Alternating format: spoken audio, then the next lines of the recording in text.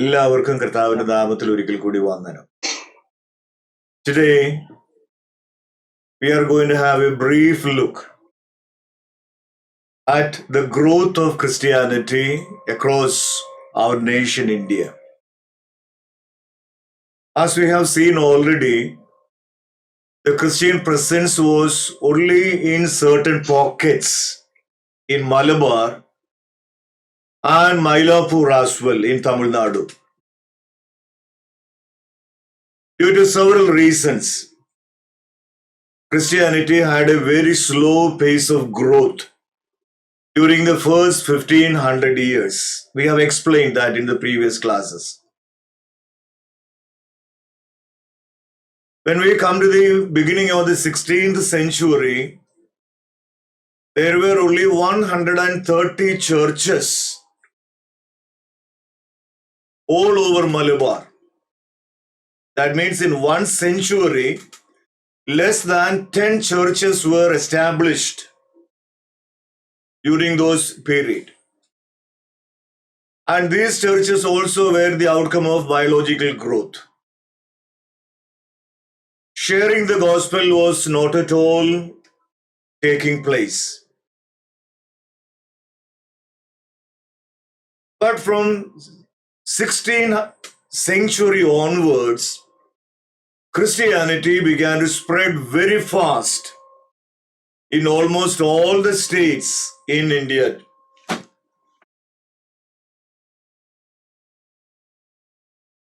As I said, in the first 15th century, Christians were living only in Kerala, particularly the middle part of Kerala, Malabar. And few churches were in Mylapore, the part of the city of Chennai today. But all the other areas in our subcontinent had no presence of even a single Christian.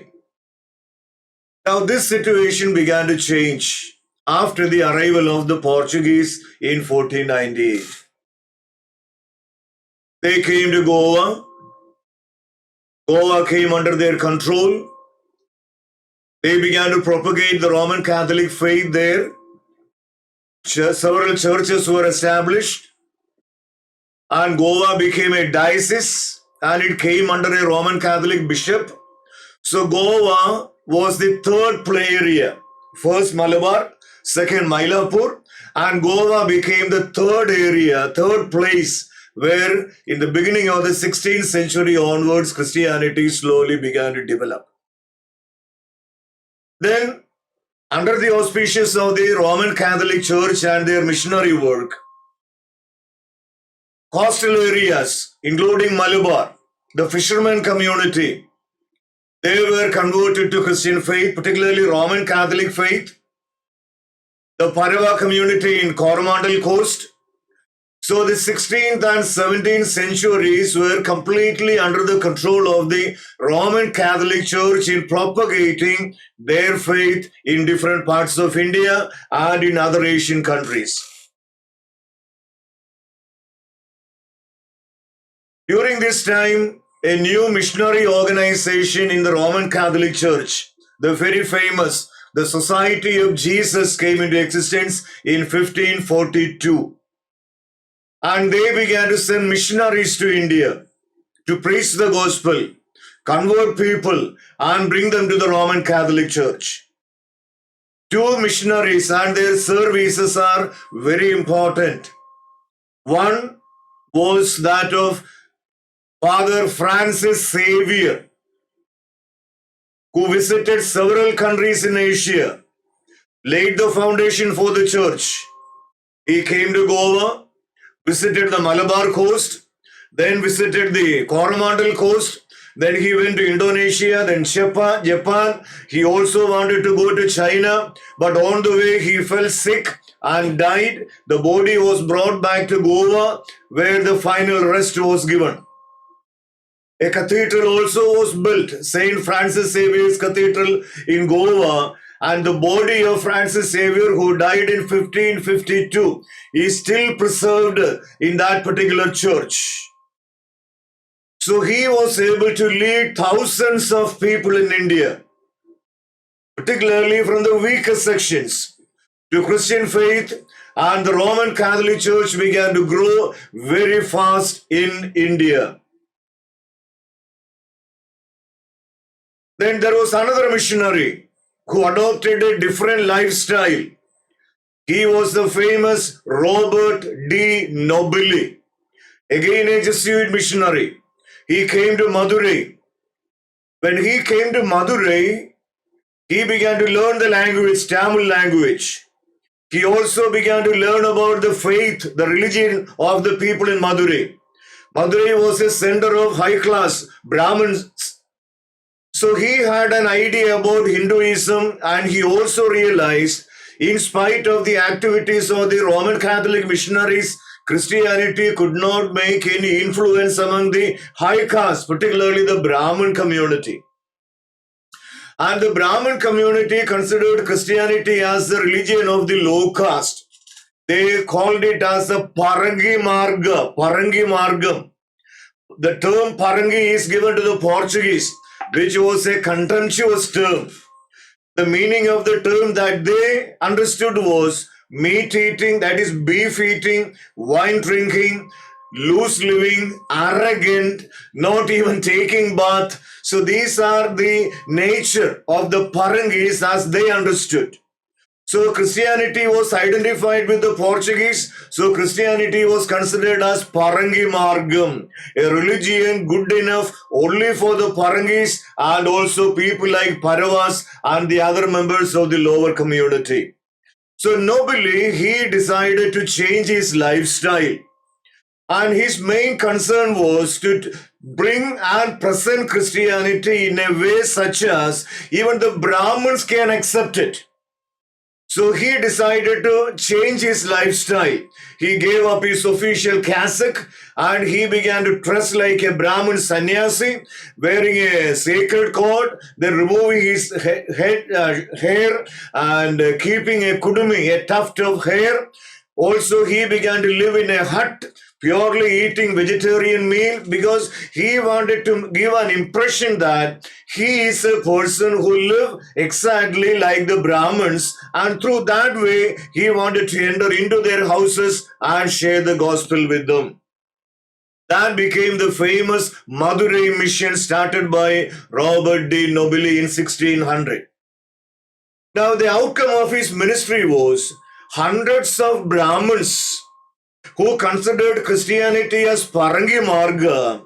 As a result of the presentation of Christianity by Robert de Nobili, many of the Brahmins began to accept Christian faith, they were baptized, and they also began to join the Roman Catholic faith.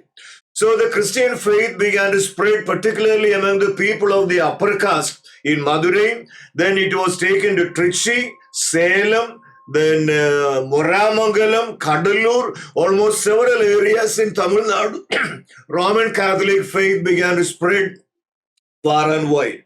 The people respected Christian faith. People began to accept it. Of course, caste segregations were there eventually, but majority of the converts of Madurai mission were from the upper caste. Then after Nobili, there came people like Stephen D. Brutto, Joseph Busky, who wrote several books in Tamil language, enriching the Tamil Christian language. So many activities were undertaken by the Catholics in Tamil Nadu also. So Goa, Tamil Nadu also came completely under Christian influence during the 16th and 17th century. But one problem, one failure of the Catholics during that time was they did not address the social realities of the nation, the people. They wanted only to spread Roman Catholic faith and bring maximum people to the Catholic faith. But they did not look into the social realities and they never wanted to address it. But the Protestant missionaries, when they started the work, along with the preaching, they also began to address the social realities. They began to start schools, colleges. They began to give much preference to education. Then they also began to fight against the social evils in this nation, emancipation of women, removing all the social evils and superficial practices. So the Protestants were the people who laid the foundation for primarily the education. Catholics were far behind in those days.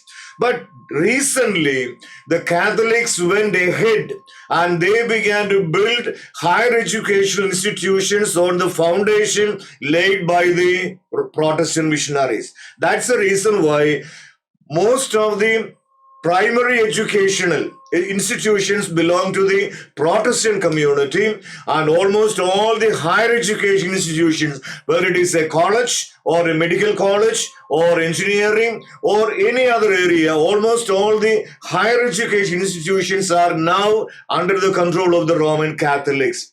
The reason is they were late in entering into the field of education. The Protestant missionaries started it, and the Catholics, they began to build it on the foundation laid by the Protestant missionaries. Then moving ahead.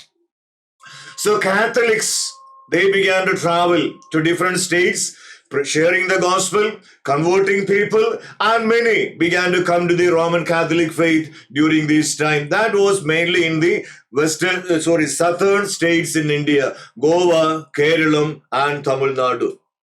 When we come to the beginning of the 18th century, Protestant missionaries slowly began to come to India. The first Protestant missionaries were Bartholomew Ziegenbalg and Henry Plucho. Two German youths studied in the Halle University, and they were sent by the king of another country, Denmark, a Protestant country, and the name of that king was Frederick IV Nalaman. So he conceived the idea of Christian missions, and he wanted to send these two missionaries to one of the Danish colony in Tamil Nadu, Tranquebar. We made some reference to that earlier also. In 1706, they came to Tranquebar.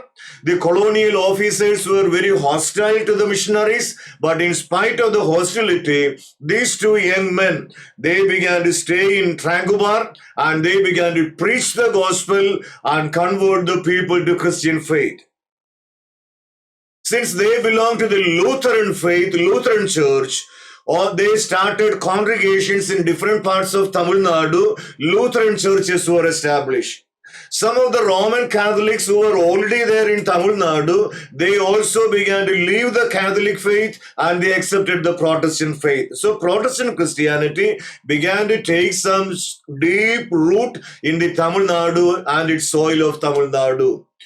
The major areas of their activities: one, preaching the gospel, converting people, baptizing them, establishing churches, and that became one of the main concerns. And church growth, hundreds of converts, churches were established. So that line of activity began to continue. Second area was providing education to the people. As we know that there were no schools, no system of modern education in those days. So the Tranquebar missionaries, they began to start schools right from the primary level to the upper, higher level. They bought land, built the buildings, they brought textbooks, they had a training program for the teachers. Then schools were started in different parts of Tamil Nadu and free education was provided with a Christian emphasis. Schools and higher secondary schools of different types, vocational training programs, etc. were started by these missionaries in different parts of Tranquebar as well as other areas in Tamil Nadu. Then orphanage, children homes.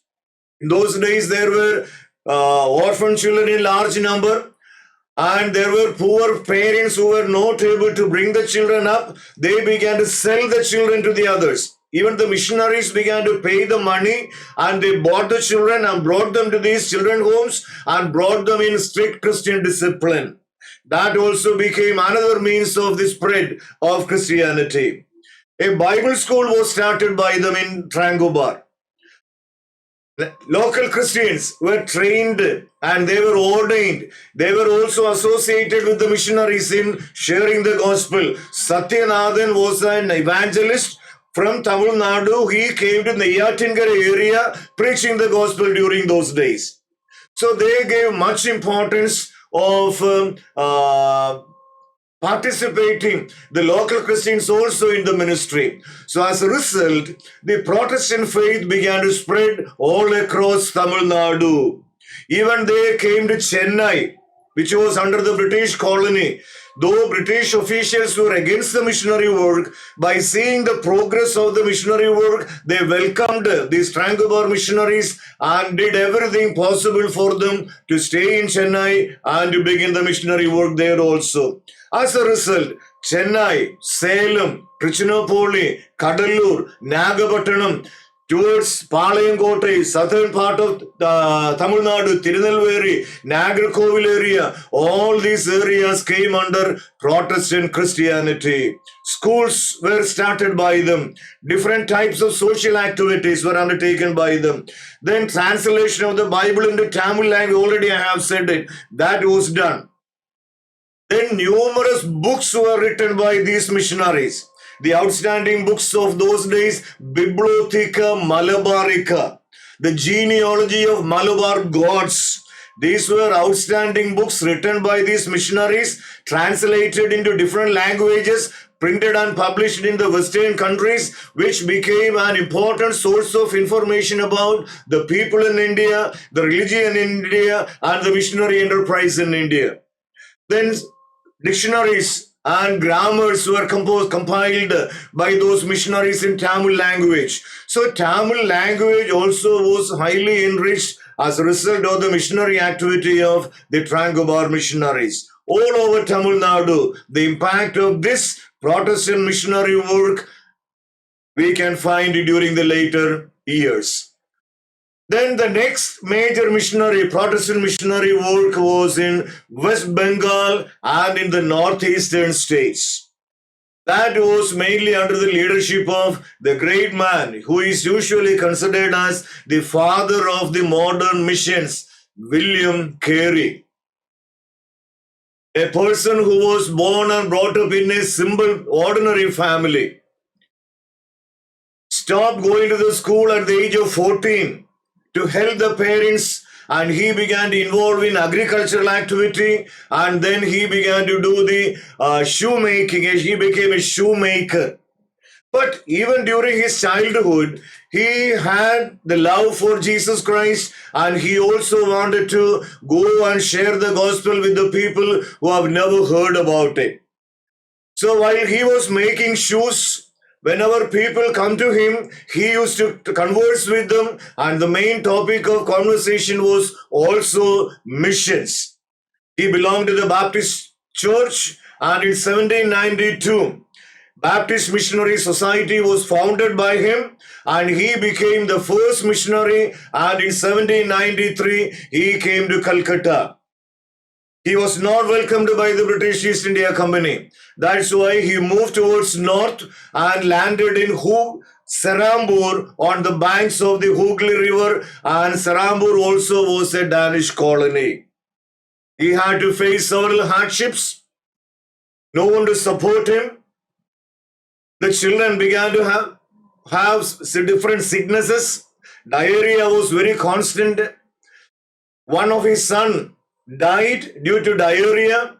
By seeing all these hardships, Mrs. Carey, Dorothy Plackett, she lost her sanity. She became mentally deranged, and eventually she also died. So in facing all these hardships, Carey, with undaunted courage and faith, he continued his ministry in West Bengal. The first priority was to learn the languages and translate Bible into almost all the languages in India. He learned Bengali and started translating Bible into Bengali language. In 1801, he was able to print and publish the New Testament in Bengali language.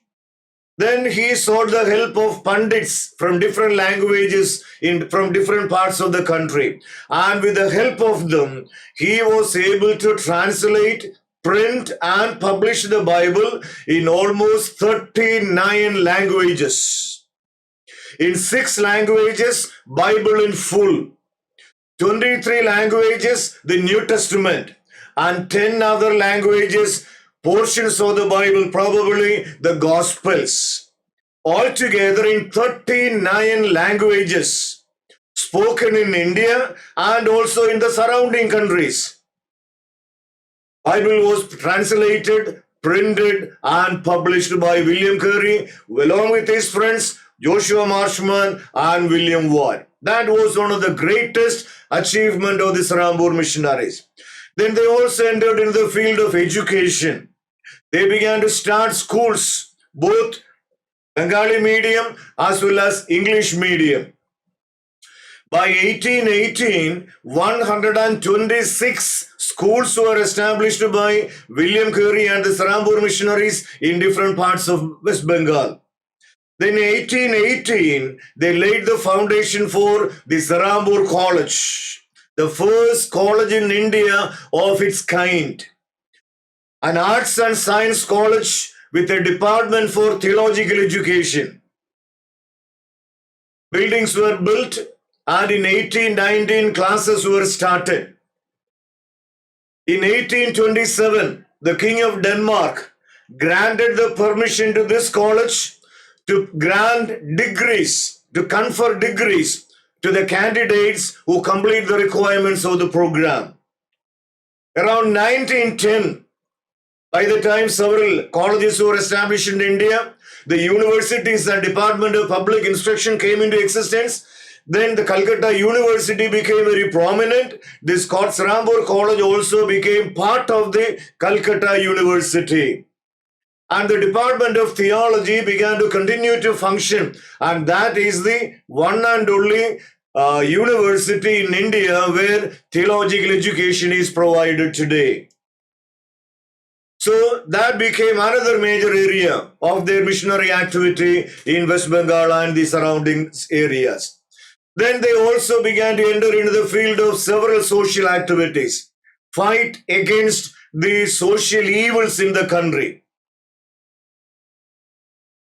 There was a practice in West Bengal of throwing the children into the Sagar Islands in River Ganges.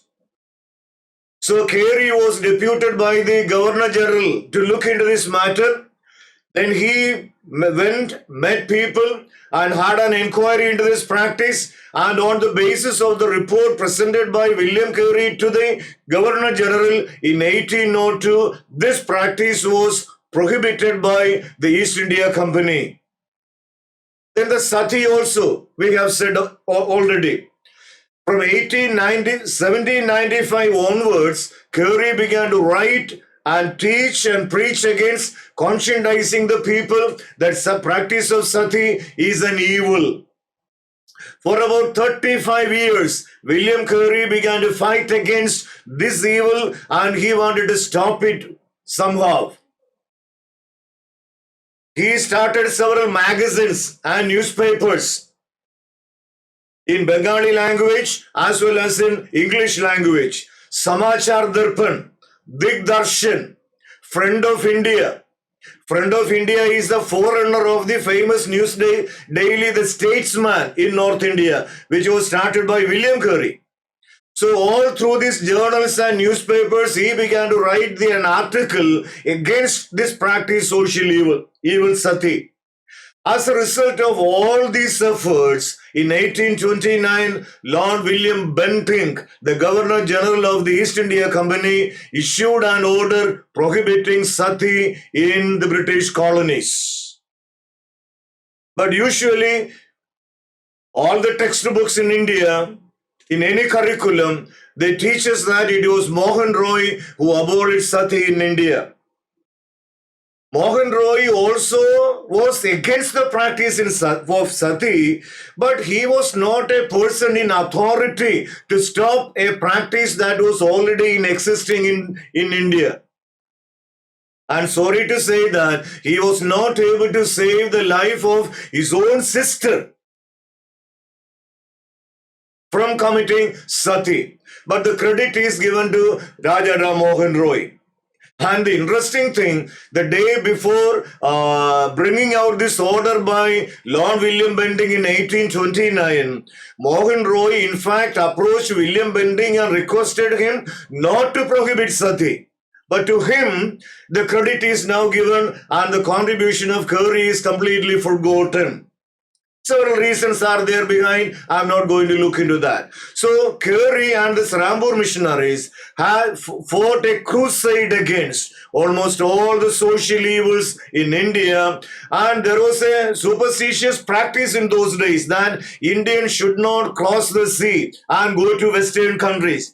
And Curry was the one who stood the initiative by sending people like Mohan Roy and others to India, Oxford, for their further education. So there was a long fight against almost all the social evils, and they were trying their best to purify the Indian society. Then journalism also, I said, magazines, newspapers, vernacular language, English language, everything was undertaken by them. Dictionaries and grammar books also were compiled in different language. You may surprise if I say Sanskrit is considered as the Vedic language. All the scriptures of the Hinduism is written in Sanskrit language. But do you know that the first dictionary in Sanskrit language was compiled by William Curry, a missionary? That was not one volume, a 6-volume project. A 6-volume Sanskrit dictionary was compiled by a missionary, and that was none other than William Curry. Then several other areas. He had some experience with agricultural work before coming to India. So when he came to Bengal, there was no food to eat for the common people. The land belonged to the upper caste. There were cruel money lenders who lent money to the people. And the agriculture was purely dependent on the climate. And 1 year, if they cultivate the land, the amount that they spend for cultivation, they lose and they enter into debt. Their land and their houses were confiscated by the money lenders. So Curry wanted to help them. Number one, he wanted to save the people from the cruel money lenders. And he was the one who introduced saving banking system in India. I do not say that he was the one who founded the Reserve Bank of India, but saving banking system was introduced by William Curry to help the ordinary people from the cruel money lenders. Then he also began to introduce all the high-yielding seeds and breeds in India. Equipments, agricultural equipments he began to introduce. Now we know that there was a time India was depending on the Western countries for our daily food.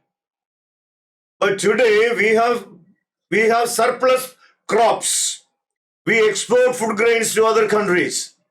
So to that level, the agricultural system improved mainly because of the Srambur missionaries and their contribution. To add along with, the first agricultural training institute also was established in Allahabad, the Allahabad Agricultural Institute, during this time by another missionary by name Sam Higginbottom. Now today Allahabad is a deemed university. The Allahabad, the number one, the first in that category, agricultural institution where hundreds and thousands of people are trained for modern agricultural activities. So these are another some of the areas of their contribution. Then Curry did not get the permission to start a hospital, but he started asylum for the lepers. A leprosy sanatorium was started by him. Then he started a huge museum, natural history museum he started in Calcutta. Then he also started a botanical garden, and that garden is still a center for research for the students of botany. And again we may wonder, nearly 6 plants, herbs, medicinal herbs in India are named after the name of Curry. So that was the contribution of these Rampur missionaries, including Curry, Marshman, and the people who came later. Then Alexander Duff, a Scottish missionary, also came to Calcutta. He also joined with William Curry, and he was the one who laid the foundation for the modern education in India, as we see today. Several commissions were appointed by the East India Company. The East India Company, that was against the missionary work, they also began to give grant for educational institutions. That's how we have the grant in aid program, or we say aided school and the unaided school. That was introduced by the East India Company on the request of Curry and Alexander Duff. Wilson Committee, Sir Charles Wood, several English educationalists were appointed to inquire how they can promote and improve the educational level in India. And on the basis of that, after 1855, the Department of Public Instruction came into existence. Universities began to come into existence. And meantime, hundreds of missionaries began to come to India. Some of them purely dedicated for educating the people. Schools and colleges were started through the length and breadth of our country. Almost all the major education institutions in India, even today, also are established by the Christian missionaries. Missionary Wilson came to Mumbai, and he started the famous college in Mumbai, the Wilson's College. Stephen Hislop, he came to Nagpur, and he started the Stephen Hislop Memorial College in Nagpur. Then colleges were started for the women. Women education was also promoted by the missionaries. Isabella, she came to Lucknow, and she started the famous Isabella Thuborn College for women. Then the Presbyterian missionaries, they started a college in Chennai. Since they were not able to run the college due to financial struggle, several other missionary organizations also joined together, and thus the Madras Christian College came into existence. Most of the outstanding prominent leaders, whether in the political field or in the religious field or in the social life, all of them were graduated from these Christian schools and colleges started by the missionaries. Similarly, hundreds of schools and colleges were established by the missionaries during these days in different parts of India. Then technical institutions, said about agriculture. Then other technical vocational training centers were started by the missionaries so that the people can come, have some training, and they can earn their living, earn their bread. That helped thousands and millions of people to enter into professions, job-oriented programs, courses were also started by them. Then other important area was the area of medical field. Clinics, hospitals were established by the missionaries in different parts of India.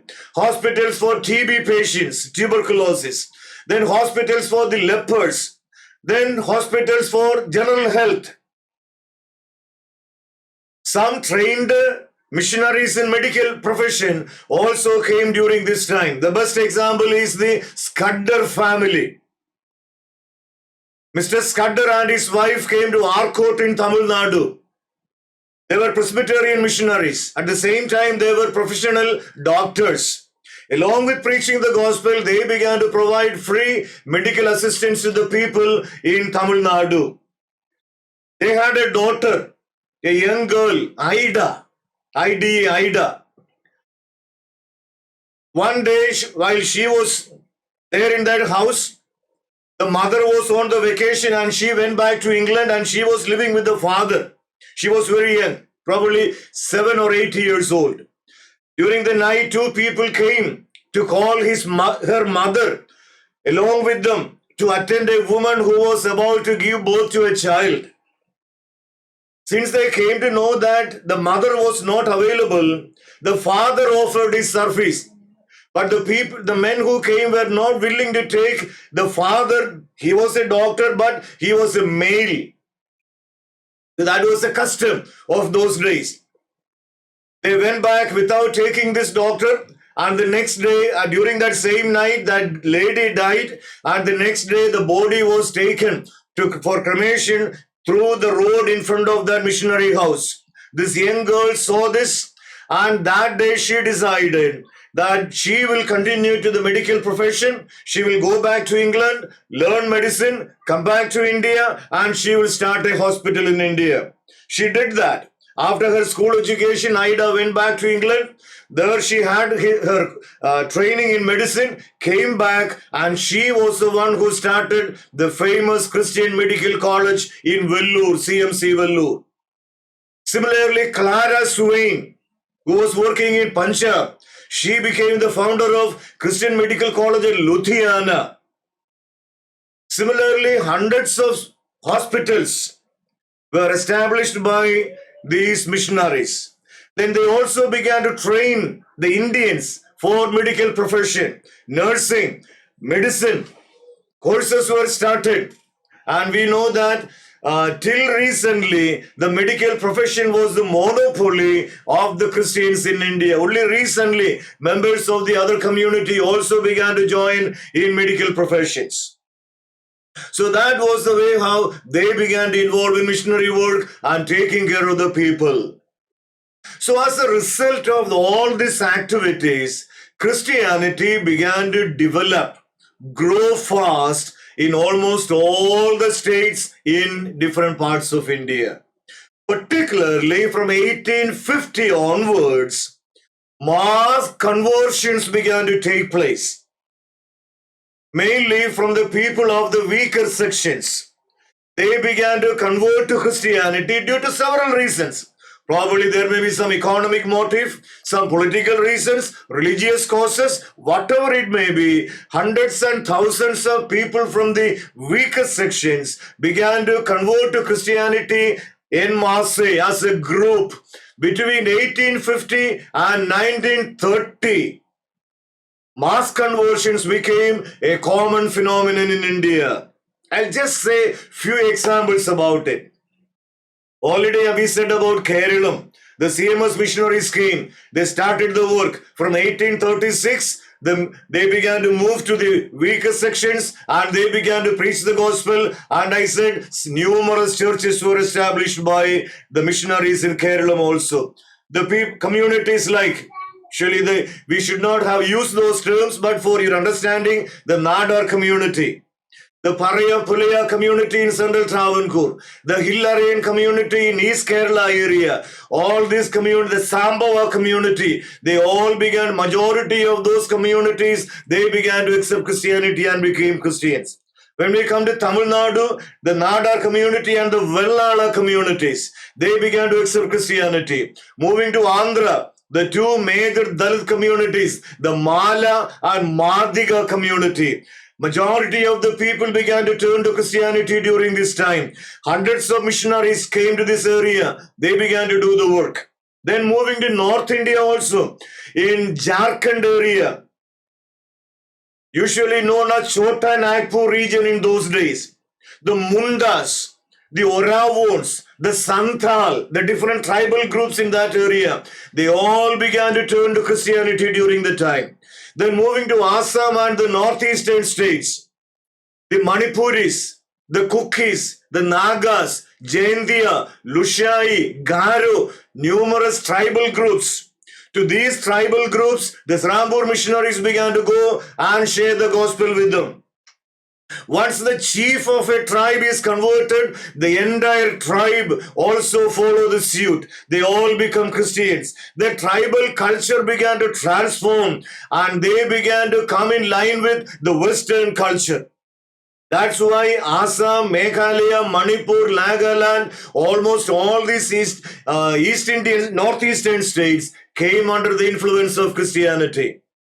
Even in the census report of 1921, the census commissioner of Assam, he made a remark in the census report that it has become a fashion to become Christians.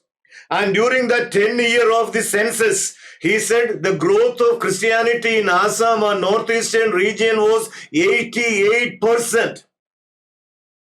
So that was the growth of Christianity in northeastern India during those days. Then in UP, there were groups like Masabi Sikh, then the sweeper caste, then in Punjab, when we come the Chura community, the Pils, the Mahars, so several weaker sections of the society, they were approached by the missionaries. They began to move with them. They were totally alienated from the society, but the missionaries both began to go there. They began to live with them. They began to eat with them, to have fellowship with them. And that made these communities also to accept Christianity. So from between 1850 and 1930, majority of the Dalit communities in India, they came to Christian faith mainly through the activities of the Protestant missionaries. There are many criticisms against the mass conversions, but the numerical growth of Christianity in India is mainly because of this mass conversion. One of the evaluation is that more than 50% of the Roman Catholics in India are people from the weaker sections of the society who came to the church as a result of the mass movement. Nearly 75% of the Protestant Christians in India also are the products of mass movement in India. That means spectacular mass movements has taken place in different parts of India, and Northeast India is the best example because more than 60-70% of the people in almost all these northeastern states, they belong to the Christian faith, or particularly the Baptist faith, the Protestant Christianity. So this is the main area or the main period of the growth of Christianity through the length and breadth of our subcontinent India. So by 1950, Christians were everywhere in India, in every state, with certain exceptions. For example, Bihar. Bihar was not receptive to the gospel. Some of the missionaries who ventured to Bihar, many of them were killed. That's why Bihar is usually known as the graveyard of the missionaries. But the neighboring state, West Bengal, was highly influenced by the missionaries, particularly of the Sarambur missionaries. Majority of the communities in Orissa, they were converted to Christianity. So Christianity began to develop between 1850 and 1930. But after 1930, we do not find that level of growth or that speed of growth still today. Again, there are reasons. Missionary presence became very limited. Government rules and regulations. India won freedom. That also was another problem. Then the other religions also began to undergo revivals and change. They also began to do the work similarly what was the missionaries were doing. Several socio-religious movements began to come into existence like Prarthana Samaj, Arya Samaj, Ramakrishna Mission. Several Hindu social reformers began to come up. Then several organizations were started by different religious groups. During this time, the Muslim community, for their emancipation and development, All India Muslim League was constituted. The Brahmin community, they started their Yoga-kshema Sabha for their welfare and development. In Kerala, the Nair community, they started the NSS. The Vidava community, SNDP. Similarly, almost all the other religious communities also were revived, and they also began to come in terms with the modern education. They also began to give importance to education. Schools were started by them. So almost all the evils were eradicated from their communities. So the whole society began to transform and change. And as a result, conversion of people from that communities to Christian faith, that began to slow down. So that was the reason why from 1930 till today, we don't find that level of growth or mass conversion to Christianity also. But generally to say, Christianity spread all across our nation from 17th century onwards. First initiative taken by the Roman Catholic missionaries, but eventually by the Protestant missionaries, and through different activities at different levels. So they began to address the social realities. They began to get involved with the lifestyle of the people, and they began to bring as much change that they can bring, and the whole society began to transform. And that transformation, we call it as the Indian Renaissance, Bharata Navothanam.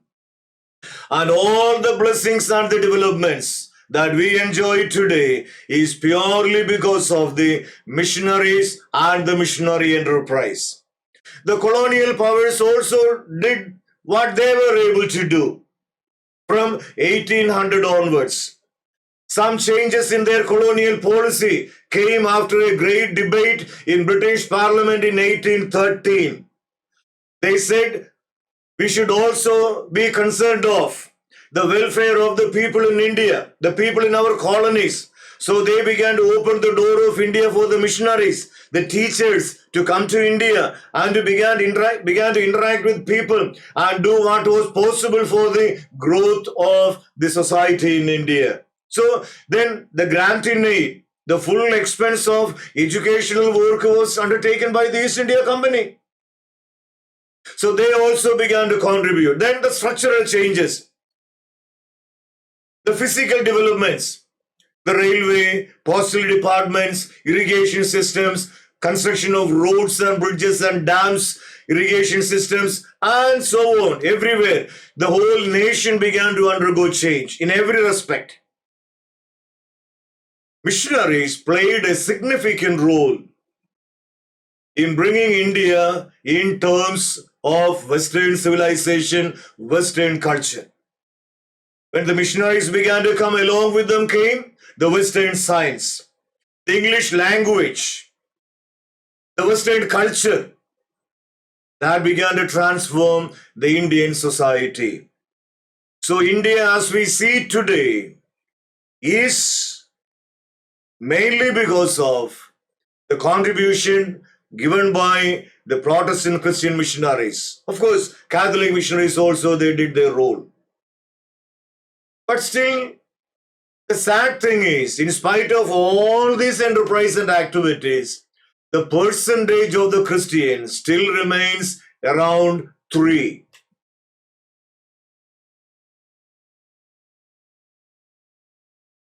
That is one of the sad things that we have to admit. Several reasons are there. The statement made by Gandhiji is very relevant here. Gandhi once said, an average Indian cannot change his faith as he changes his dress. The Indian religiosity is deeply rooted. It's not easy for an Indian to change his faith and accept another faith.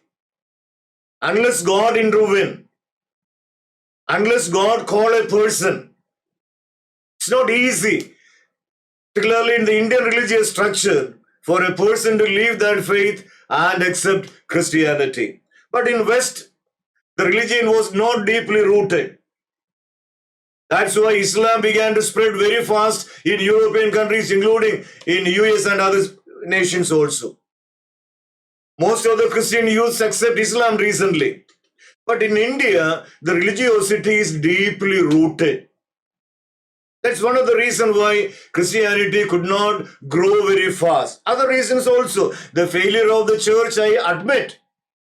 The church missionary became a failure in preaching the gospel and making use of the time and its privileges.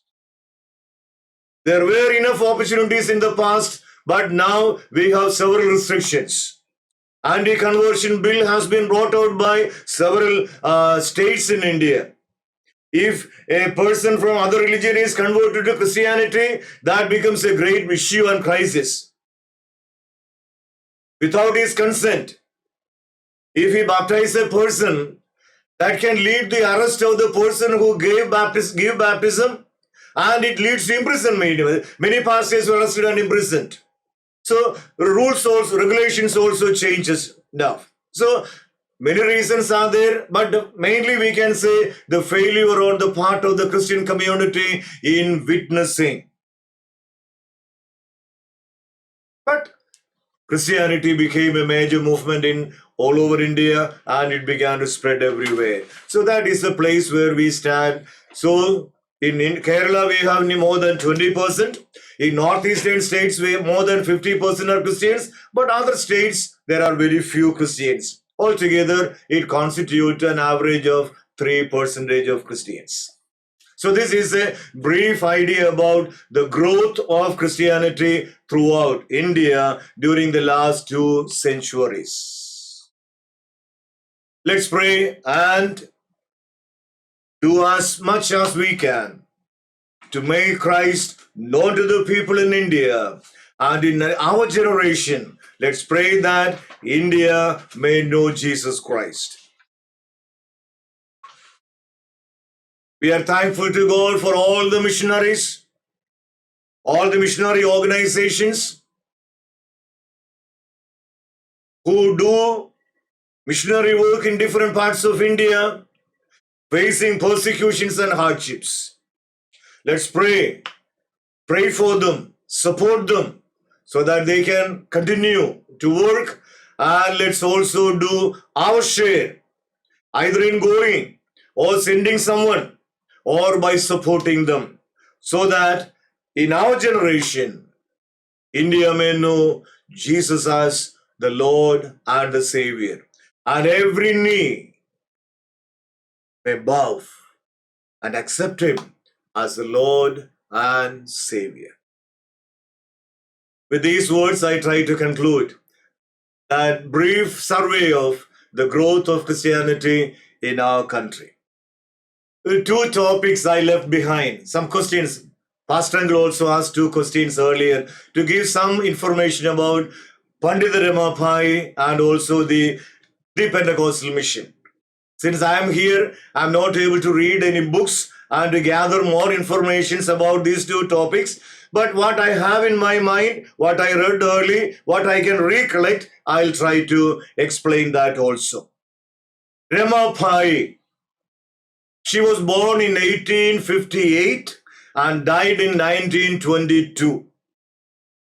His father was Ananda Shastri, a learned Brahmin scholar, and the mother was a lady by name Lashmi Pai.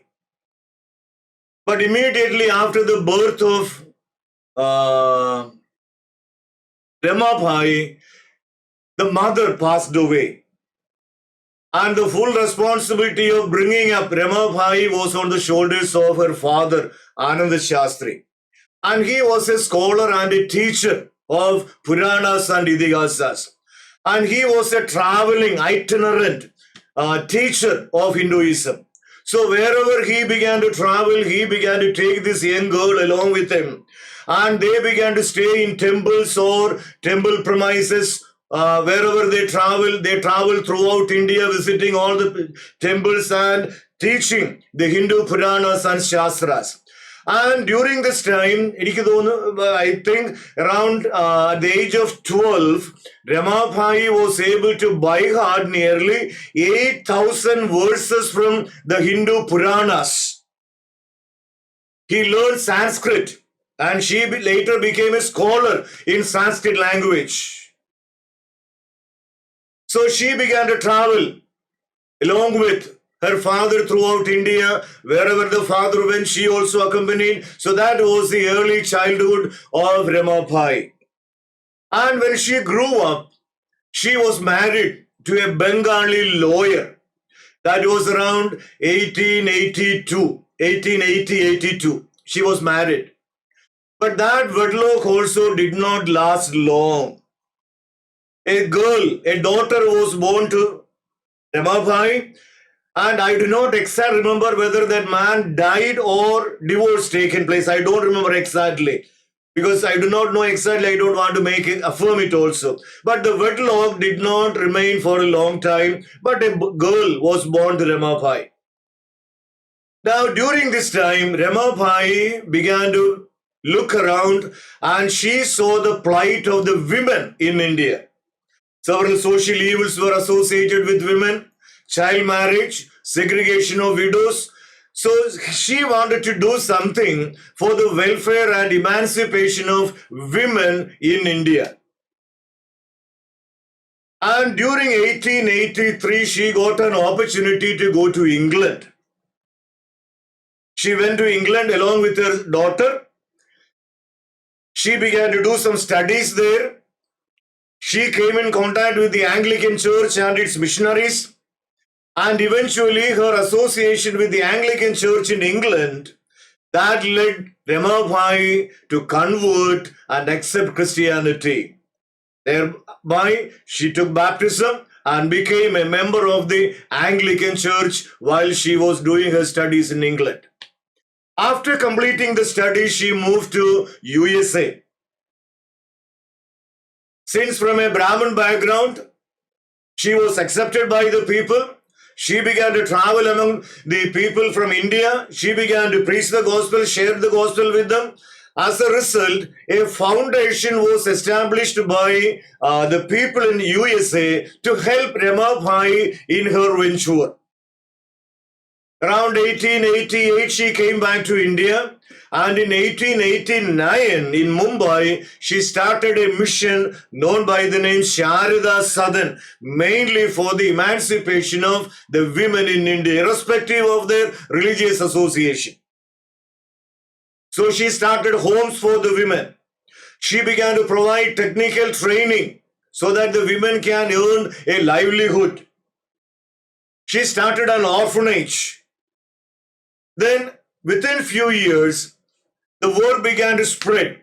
She moved to Pune, and there he started the famous Mukti mission, where people from India and also from abroad began to associate with her. Several Western people came to Mukti mission, and they also began to join with Ramabai and associate with her in her missionary activities. Minnie Abrams, many prominent Western missionaries also were there with Mukti mission, working along with Pandit Ramabai. So the word began to spread across. In educational area, starting schools, providing free education, particularly women, medical care, rehabilitation, vocational training, everything was undertaken by the Mukti mission, both Charithra mission, and the work continued. Then in 1905, that was a time of a spiritual revival all over the world. Already the Pentecostal movement had its origin in USA. In different parts of India also there was spiritual awakening taking place. In line with that spiritual awakening, in 1905, there started a spiritual awakening in Mukti mission among the inmates of the people in Mukti mission. The first instance outside Kerala of speaking in tongues, baptized in the Holy Spirit, that took place in Mukti mission in 1905. Many girls in that home, they were filled with the Holy Spirit and they began to speak in tongues. Minnie Abrams, a missionary lady, several others came under the influence, and that also became another area from where Pentecostal experience began to spread across India. And the war continued. And around 1921, 1 year before the death of Ramabai, her daughter Manorama, who had her education in England and came back with the mother and associated with the mother in all the activities of Charithra Southern and Mukti mission, she died 1 year before the death of Ramabai in 1921. In 1922, Ramabai also passed away. But her contributions are noteworthy. She was the one who translated Bible into Marathi language. She knew 7 Indian languages, a scholar in Sanskrit language. She wrote several books, and several books are written about Pandit Ramabai. biographies are there. And this Pandita is an honor given by the government of India to Ramabai, considering her contribution and her knowledge in different languages, her contribution to the literature in Indian languages. The government honored her, giving the title Pandita. That's why she is known as Pandita Ramabai. She died in 1922. The work still continues. They are involved in social activities, particularly giving importance to the emancipation, rehabilitation of women and children in India. Several biographies are there, and I suggest you can read a book so that you will have a clear idea about who she was and what were her contributions. These are the things that I remember from my reading. Then the Pentecostal mission. That was the same thing. If I would have been there back in Kerala, should have read something and find out. But I have never read a book on the history of the Pentecostal mission because they never write anything. What we understand is this was started by a person originally known as Raman Kutti. He was from Thrissur district. At the age of 18, he went to Ceylon for job, where he came in contact with Christians. And from one source I read and understand that she came back to Kerala and spent 1 or 2 years studying in the Orthodox seminary in Kottayam. But I was not able to compare this information with another information. So therefore, I cannot say for sure whether it was right or wrong. But one information says that he studied in the Orthodox seminary for a short period. In 1923, he came in contact with some Pentecostal missionaries who visited Ceylon. Because we know that from 1908 onwards, missionaries from USA began to come to different parts of Asia. They came to Kerala, they went to Ceylon, and Ceylon also was a place where much spiritual revival took place because Tamil community was very large in number in Sri Lanka, Ceylon in those days. Even people like Wordsworth and Walker Sahib, they came from Ceylon in the late second half of the 19th century to Kerala to lead the revival, spiritual revival there. So among the Tamil-speaking people in Ceylon, there was a widespread spiritual revival, and missionaries from different parts of the world, including Pentecostal missionaries, they visited Ceylon. And during that visit, this young man, Raman Kutti, came in contact with the Pentecostal missionaries, and he accepted Pentecostal faith, and he became a Pentecostal. There was another person along with him, Pastor Alvin. So Paul and Alvin, both of them can be considered as the founder of the Ceylon Pentecostal mission, formerly known as. Now it is known as the Pentecostal mission. So 1923 was the official beginning of the Ceylon Pentecostal mission in Ceylon, both by Pastor Paul and Pastor Alvin.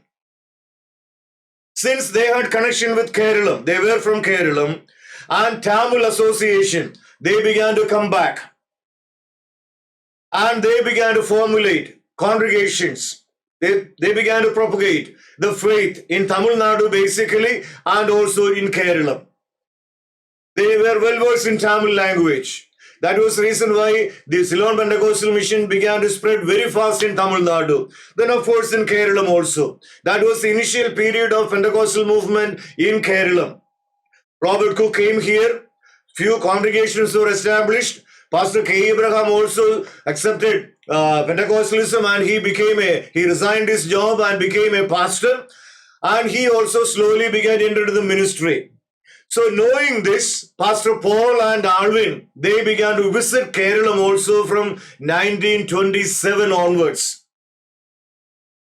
During that period, 1927 and 1930, there was an annual convention of all the Pentecostals in Travancore, held near Kumbanad, Muttuman, where Paul and Alvin were the main preachers.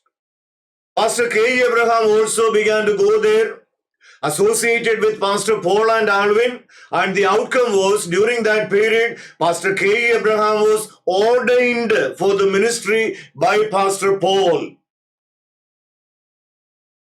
So Pastor K. Abraham also had some association with Pastor Paul or the Ceylon Pentecostal Mission for a period of 3 years. But later K. Abraham left them, but his association with the Ceylon Pentecostal Mission pastors made Pastor K. Abraham also to talk about nationality. We don't want any support from foreigners. Our church is indigenous, independent. We don't want to give any report to any foreigner. We do not want to come under any foreign association. That was the attitude of the Pastor K. Abraham. In the initial stage, that was mainly because of the association with the Pastor Paul and Alvin.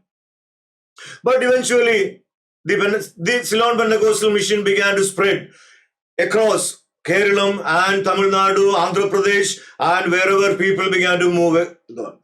But in the 1980s, as we know, the great struggle in Sri Lanka, the Sinhalese and Tamil issue, LTTE, Mr. Prabhakaran, you have an idea about it. So during that time, the Sinhalese began to turn against the Tamils.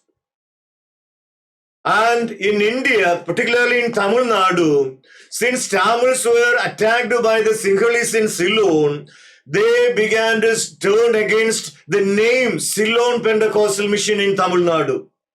That made the Pentecostal Mission to rethink, and they decided to change the name from Ceylon Pentecostal Mission to the Pentecostal Mission.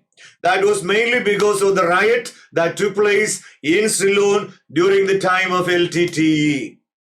So from the late 1880 onwards, that denomination is known by the name the Pentecostal Mission. Then there are some differences between the faith and practices of the Pentecostal Mission and the other Pentecostal missions, because they give importance to celibacy of their leaders, whether man or woman. They are not permitted to marry. Even if they were married, they were asked to stay apart. But now some concession they also began to slowly introduce. And some doctrinal issues also are there, because we know that I need not explain those things. But one of the important things, a plus point I have seen about the Pentecostal Mission is that they do not start churches everywhere. They have a strategy. They start a church only in main centers. And the members of the TPM church are happy to travel even a long distance, probably a few kilometers, to go and attend their main church. As a result, all the churches under the Pentecostal missions are very strong churches having membership above 500 or 700 or 1,000. So they have very strong, very powerful churches in different parts of India, particularly in Kerala and particularly in Tamil Nadu. Huge congregations are there in Tamil Nadu. The headquarters of the Pentecostal Mission was in Tambaram in Tamil Nadu near Chennai. But since Samgraham that place was not able to accommodate all the members of the TPM mission coming from different parts of the world, during their annual convention, they moved still further to Irimpalliyur, another place beyond Tambaram in Chengalpet district, where they bought a large area of land and they developed into their convention stadium and their headquarters. Now Irimpalliyur is now the headquarters of the Pentecostal mission in Tamil Nadu. The church continued to grow because they have their own policies, and the church continue to grow in different parts of the world. And the Pentecostal mission, wherever they have gone, everywhere they have established their contribution also. So they also have become one of the prominent Pentecostal denomination in the Pentecostal community. So these are the informations that I have in my mind and I can convey to you. I think that may satisfy you, and for more informations, we have to keep reading and books and try to find out more informations. So with this, I conclude my words, and I think during the last 9 or 10 sessions, I was able to give a bird's eye view, some glimpse into the history of the church, how it started, how it came through different stages, and where do we stand today, and international level, and also about the church in our own country. Keep reading. There are plenty of books available. Keep reading and try to gather more informations. You can even approach this history with a critical mind. You can criticize it. You can try to get into a conversation with the past and try to reinterpret the history. And you have the freedom to read books and gather informations from several sources are available now. You can read and continue to gather and continue to keep interest in this particular area, the history of the church, and the responsibility of our community, my responsibility, our community as an individual, as a community, as a church, we should be concerned about. And we have to fulfill our responsibility to the maximum of our ability. So let's pray and seek God's guidance so that we can be a true Christian and do everything possible to make Christ known to the people in our generation. May the God continue to bless you, and thank you for your patient listening. God bless you all.